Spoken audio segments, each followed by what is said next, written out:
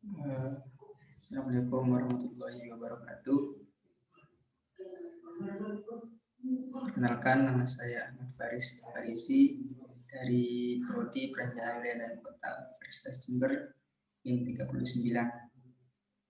Baik, sebelumnya di sini saya ingin menjelaskan terkait program Kampus Merdeka. Program ini dari Kemendikbud, di mana untuk pemaparan kali ini saya membahas terkait tentang keterkaitannya dengan GIS dan spatial analysis.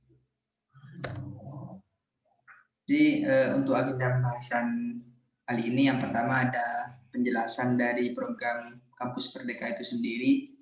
Yang kedua keterkaitan program Merdeka Belajar dengan GIS dan analisis spasial. Yang ketiga untuk agenda pembahasannya yaitu terkait rencana program dari keterkaitan antara 8 poin dalam Kampus Merdeka dengan GIS. Dan terakhir untuk agenda pembahasannya yaitu terkait tentang manfaat untuk masyarakat dan mahasiswa secara akademik. Apa itu Kampus Merdeka Belajar? Kampus Merdeka Belajar merupakan salah satu program unggulan dari Kemendikbud, yaitu Pak Nadiem Makarim. Jadi Kampus Merdeka ini merupakan salah satu kebijakan dari Menteri Pendidikan dan Kebudayaan, di mana dalam program ini merupakan hak belajar 3 semester di luar prodi.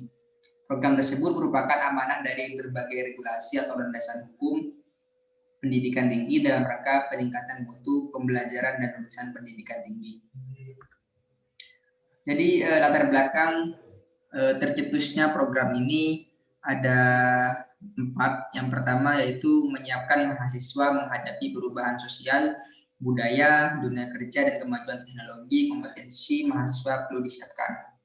Jadi adanya program ini didasari oleh globalisasi yang semakin maju.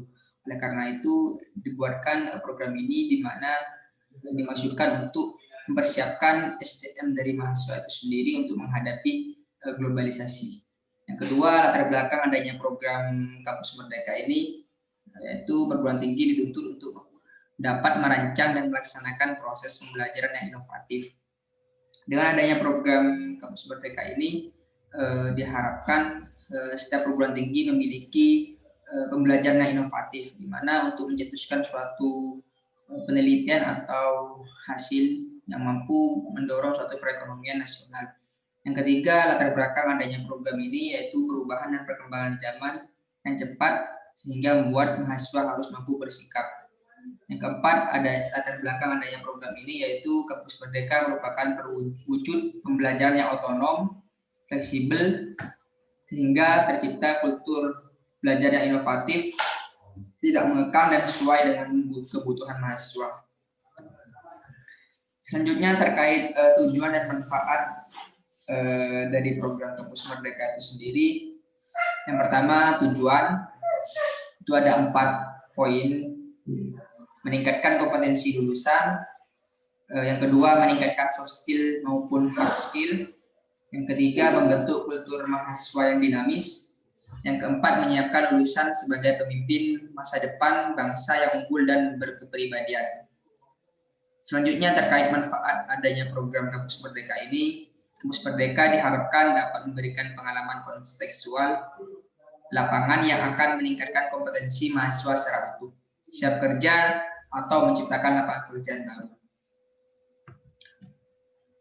Selanjutnya poin-poin yang terkandung dalam program Kampus Merdeka itu ada 8. Yang pertama, magang atau kerja praktik. Yang kedua, asisten mengajar di sektor pendidikan. Yang ketiga, penelitian atau riset. Yang keempat, proyek kemanusiaan. Yang kelima, kegiatan wirausaha. Yang keenam, proyek studi atau independen. Yang ketujuh, membangun desa atau KKN tematik. Yang terakhir yaitu pertukaran pelajar.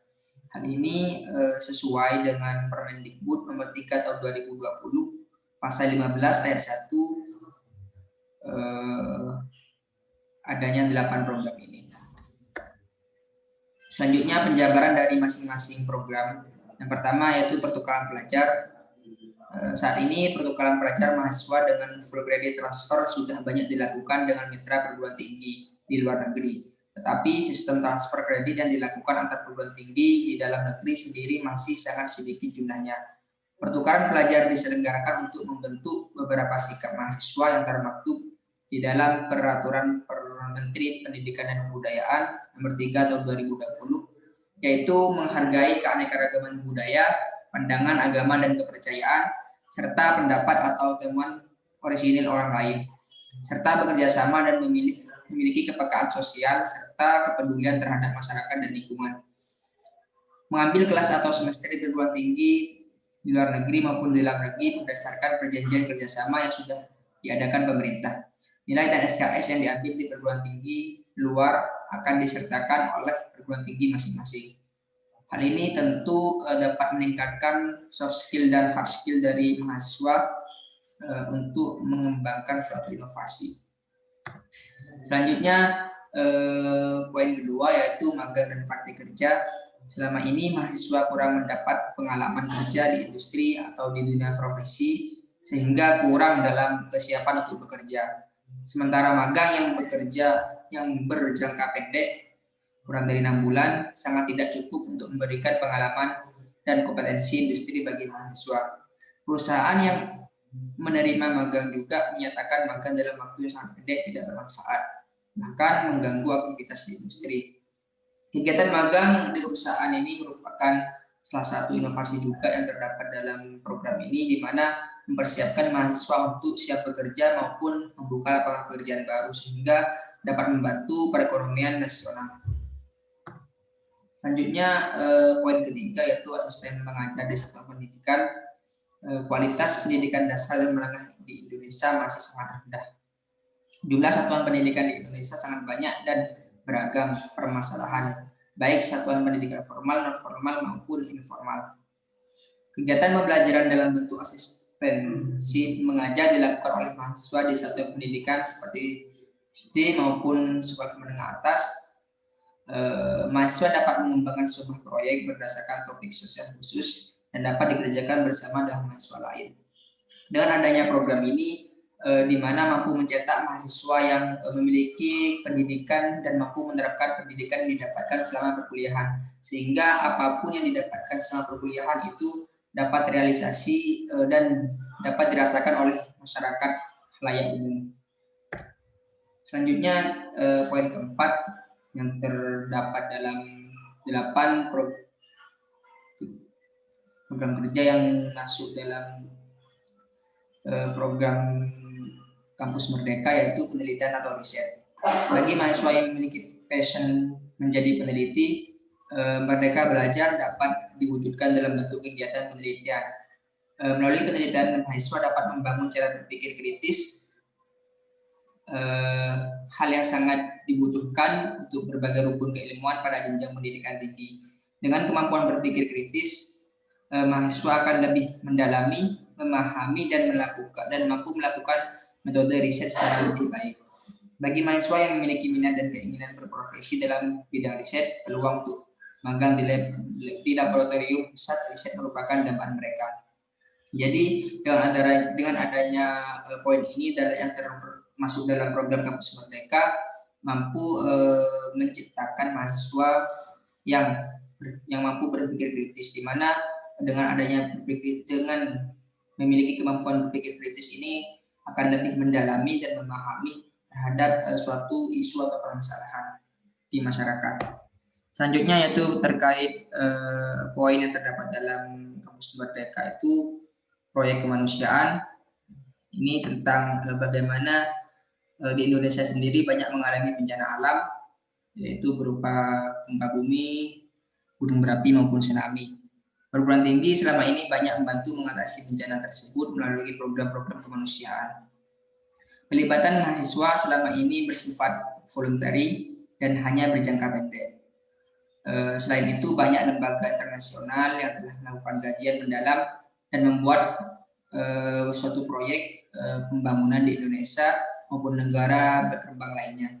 Mahasiswa dengan jiwa muda, kompetensi ilmu, dan minat dapat menjadi salah satu volunteer dalam proyek kemanusiaan ini, sehingga dapat melatih atau mengasah nilai kepedulian sesama manusia.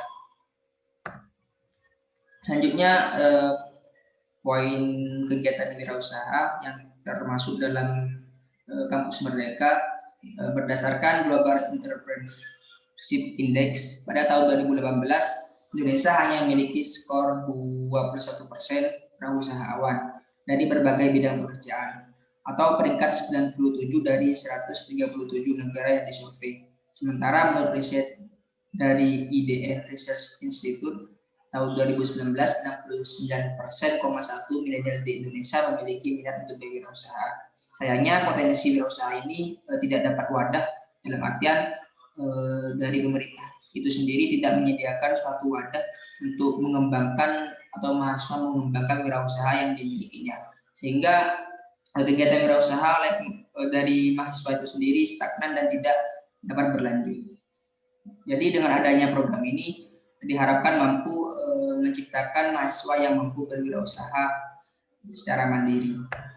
Selanjutnya yaitu poin studi atau proyek independen. Banyak mahasiswa yang memiliki passion untuk mewujudkan karya besar yang dikembangkan di tingkat internasional atau karya dari ide yang inovatif. Idealnya studi atau proyek independen dijalankan untuk menjadi pelengkap dari kurikulum yang sudah diambil oleh mahasiswa. Perguruan tinggi atau fakultas juga dapat menjadikan studi independen untuk melengkapi topik yang tidak termasuk dalam jadwal perkuliahan, tapi masih tersedia dalam silabus program studi atau fakultas. Kegiatan proyek ini independen dapat dilakukan dengan bentuk kerja kelompok lintas disiplin keilmuan. Dengan adanya program ini diharapkan mampu menciptakan suatu hubungan atau mengintegrasikan antar berbagai fakultas maupun keilmuan yang ada di dalam suatu universitas, sehingga memunculkan suatu inovatif baru yang dapat dijadikan suatu proyek independen untuk diikutkan dalam perlombaan tingkat nasional maupun tingkat internasional. Selanjutnya, poin yang termasuk dalam Kampus Merdeka itu membangun desa atau kuliah kerja nyata tematik.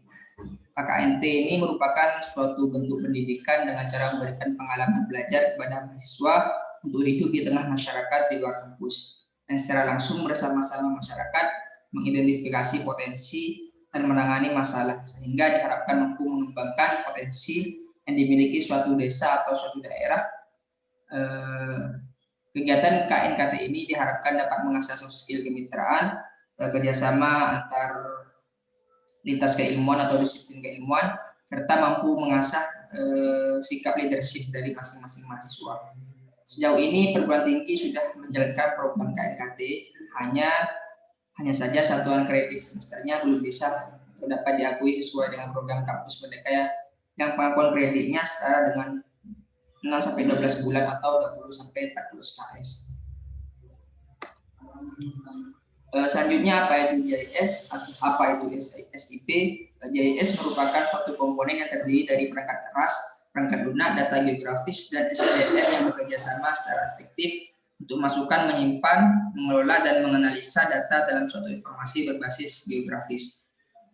Selanjutnya, apa itu SIP? SIP merupakan sistem informasi perencanaan, yaitu suatu sistem informasi yang mengorganisasikan serangkaian data, prosedur, dan metode yang dirancang untuk menghasilkan, menganalisa, menyebarkan, dan memperoleh informasi guna mendukung pengambilan keputusan dalam suatu perencanaan.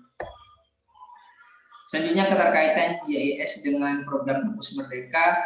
Ini saya memilih poin membangun desa atau KNKT. Sudah saya jelaskan sebelumnya, ada 4 poin di sini keterkaitannya antara JIS dengan program Kampus Merdeka ini. Dengan JIS mampu untuk memetakan lokasi permasalahan kawasan perdesaan. Yang kedua, dengan bantuan JIS mampu memetakan lokasi potensi kawasan pedesaan. Yang ketiga, keterkaitannya yaitu mampu untuk menganalisa dan mendukung pengambilan keputusan dalam sebuah perencanaan desa. Yang terakhir, keterkaitannya yaitu membantu mengolah data spasial untuk menunjang pembuatan RPJMDes dan RKPDes. Selanjutnya, apa rencana program yang ingin saya lakukan dengan adanya keterkaitan antara GIS dan program Fokus Merdeka itu? Rencana program ini diarahkan pada perencanaan dan pembangunan desa sebagai upaya pengurangan ketimpangan spasial antar wilayah, pembukaan akses dari keterisolasian dengan bantuan sistem informasi perencanaan. Ada dua hal yang disoroti dengan adanya keterkaitan ini. Yang pertama, pembuatan profil desa. Dengan adanya sistem informasi perencanaan, program ini dapat dilakukan dengan cepat dan efisien. Selanjutnya, pada hal pemetaan sebaran sarana dan prasarana yang dimiliki desa. Misalnya dalam penyajian data tentang warga yang belum memiliki jamban, belum memiliki jaringan listrik, warga yang pekerjaan atau penghasilan, dan sarana infrastruktur desa dan lain-lain. Dengan adanya sistem informasi perencanaan ini dapat mempermudah dalam mendata ataupun mengetahui titik-titik mana saja yang sekiranya perlu dilakukan peningkatan sarana infrastruktur. Sekian pemaparan dari saya. Kurang lebihnya mohon maaf. Assalamualaikum warahmatullahi wabarakatuh.